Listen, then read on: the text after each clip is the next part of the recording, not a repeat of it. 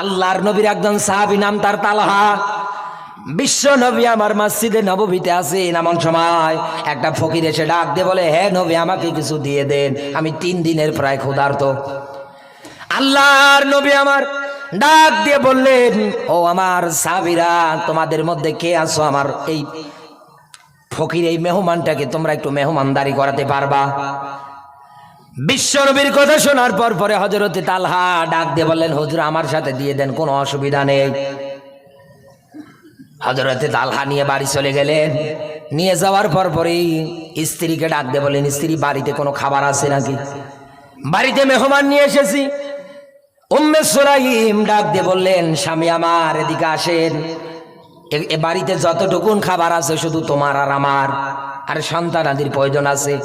বিশ্ব নবীর মেহমান যেহেতু নিয়ে এসেছো, আমরা না খেয়েই ঘুমাবো, কিন্তু একটা তো সমস্যা আছে। বলে কি? মেহমানকে যখন খাবার দেবেন প্লেটে করে, যেই ঘরের মধ্যে মেহমানকে খাবার দাবার দেবেন ওই ঘরের মধ্যে তিনি তো একা বসবে না, সঙ্গে সঙ্গে কিন্তু আপনাকেও ডাকবে। খাবার তো এতটুকুন, এই এতটুকুন খাবার মেহমানকে দিয়ে দিলে আপনাকে দেওয়ার মতো তো কোনো কিছু থাকে না। স্বামী আমার কাছে একটা বুদ্ধি আছে, একটা উপায় আছে। বলে কি?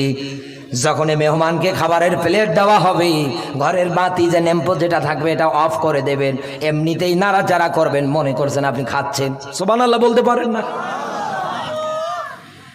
আল্লাহর নবীর মেহমানকে নিয়ে গিয়ে তালহা মেহমানদারি করালেন। হযরতে বিলাল মসজিদে নববীতে ফজরের আযান যখন দিয়ে দিলেন, তালহা বিশ্ব নবীর মেহমানকে নিয়ে রওনা হয়ে গেলেন।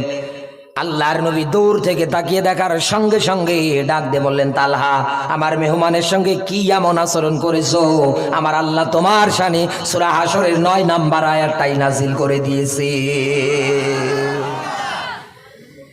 এই পৃথিবীর ময়দানে মেহমান দেখলে রাগ করবেন না, আরো বরকত নিয়ে আসবে আপনার বাড়িতে এই মেহমানরা।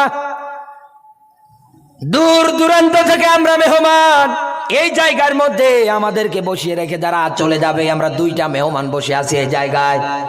এই জায়গাতে আমাদের রেখে যারা চলিয়ে যাবে, বুঝবেন ওটা হার কিপটা, ওর মতো কিরপন আর দুনিয়া একটাও নেই। কথা বলবেন না কেন?